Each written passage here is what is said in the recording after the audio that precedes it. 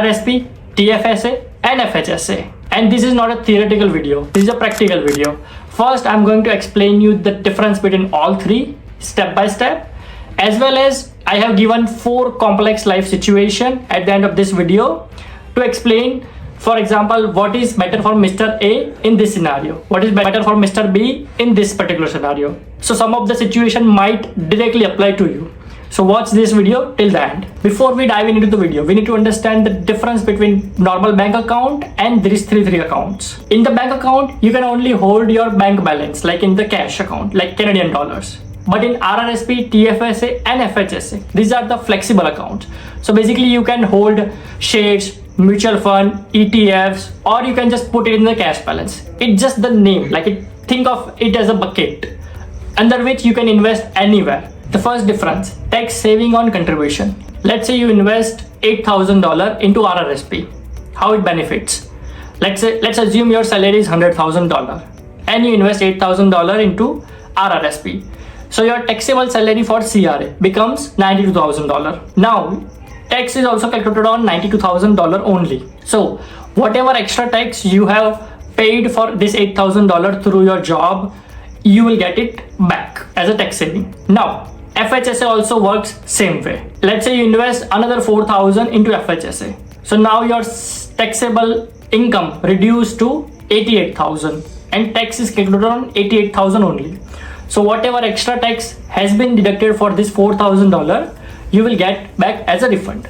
This is also tax saving. And let's say you invested $3,000 in TFSA. Is it tax deductible? No. It means your taxable income doesn't reduce and you still pay taxes on the $88,000 income. Now let's say invested $8,000 in RRSP becomes $10,000 next year. So do you pay taxes on those $2,000 right away this year? The answer is no. It is deferred when you withdraw it. So whenever you withdraw $10,000 in future, it will be added into your taxable income and you get taxed at your slab rate of that year. Now, let's say your FHSA investment $4,000 becomes $6,000 next year. Do you get taxed on this growth right away? The answer is no. And in future, potentially no, if you use it for your home purchase, first time home purchase. So then the full amount becomes tax free. Let's talk about TFSA. Let's say your $3,000 become $4,000 next year. Do you pay taxes on this? No. Do you pay taxes on withdrawal? No. It means any growth in the TFSA fund is always tax free. You can withdraw anytime and put it back anytime. It's free both the ways. Now here is a unique thing about RRSP, the due date. Government basically gives you until March 1 to decide how much RRSP you want to contribute for the last year.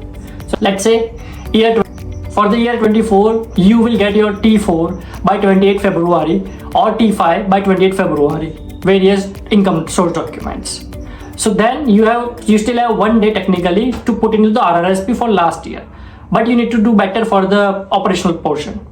So you have basically 60 days from December until March 1st to contribute to RRSP for the last year, which is very good. For FHSA and TFSA, it does not apply. You have to contribute before December 31st, 2024 for the 24 year. So if you haven't contributed yet, 24 year is gone. Now you have to contribute for 25. Then you can argue with the government. Let's say your salary is 100,000. If you put whole 100,000 into RRSP, technically you pay zero tax, right? No. That's why government has limit on each of these rows. You cannot contribute indefinite amount. For RRSP, it is 18% of last year income. So last year, let's say you earn $100,000. This year you can contribute $18,000. And this limit, if doesn't use, carry forward. So next year, if you have same income, you can contribute $36,000. For FHSA, there is a limit of $8,000 per year and it accumulates every year. You can contribute maximum $40,000 in FHSA. For TFSA also, there is a limit which increase each year. You can check all this limit on login while logging to your MyCRA account, which is very handy. If you don't have MyCRA account, government also sends you notice of assessment at home. You can check it from there as well. So there is a limit for contribution. But let's say you want to contribute more. Can you contribute? No. If you contribute, there is a 1% penalty on excess contribution. You heard it right, there is a penalty on it. So let's say your RRSP room is 8,000, you contribute 15,000, you pay 7,000 into 1% penalty. So beware of this. Check your room and then only contribute. Now here is one more crazy part. So there is a limit of RRSP, FHSA and TFSA. So technically you can withdraw and you will think it will regenerate and you can put it back. The answer differs. For RRSP, it does not regenerate. It means you contributed 8,000 today and the next year you withdraw, let's say $8,000 back. You cannot contribute that $8,000 ever again. You lost that $8,000 limit. So beware before you withdraw. You pay taxes as well, but then you don't have chance again to put it back into RRSP. But for TFSA, you can do that. The limit will regenerate. It means if you have earned $40,000 limit, you withdraw it fully and then you can put it back next year again. For FHSA, let's find out answer. You give me the answer. Write down in the comment.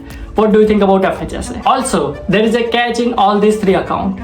One of my friend who just came to Canada went to the bank for the tax planning and the advisor suggested him to invest into RRSP. Now here is the trap. Because he did not have last year any income, he did not have any room and thus he basically over contributed full amount, paid the penalty and there was no benefit to him. Now let's understand by having 4 examples and understand for which of this person, which of this program are beneficial and up to what amount. Let's say Mr. A and his wife came to Canada in 24. What is the better option? He doesn't have RRSP room, so he cannot contribute there. He can contribute $8,000. Wife can also contribute $8,000 into FHSA. He can also contribute $7,000 in TFSA. And wife can also contribute $7,000 in TFSA. Whenever he is gonna buy a home in future, he can use this $16,000 and buy the home tax-free at that time as well. Now, Mr. B and his wife. Let's understand the limit first. RRSP Mr. A has limit of $18,000. Wife has limit of $12,000. FHSA limit husband $8,000. Wife's limit $16,000. And TFSA limit $7,000 and $14,000 respectively. And now let's say Mr. B's income is $100,000 annually and wife income is $50,000. Which one is the better for both of them and what should we contribute there? In example, you can say contribute and all of them and max it out full. But in real life, we have a budget. Let's say Mr. B has only $15,000 left. Where should we contribute first? If Mr. B has only $15,000 and if they haven't purchased their first home yet, then we can invest $8,000 of FHSA Mr. A first, not wife.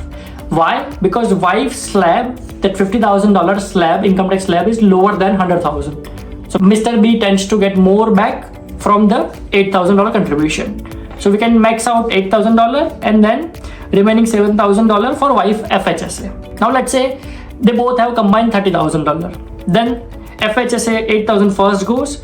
Wife contribution also we can max out and then if he has more money he can put into his RRSP that he is gonna save his taxes, so that way he can lower his taxable income for this year. So $8,000 for FHSA, wife $16,000 and $6,000 into Mr. A's RRSP. Now let's take example 3.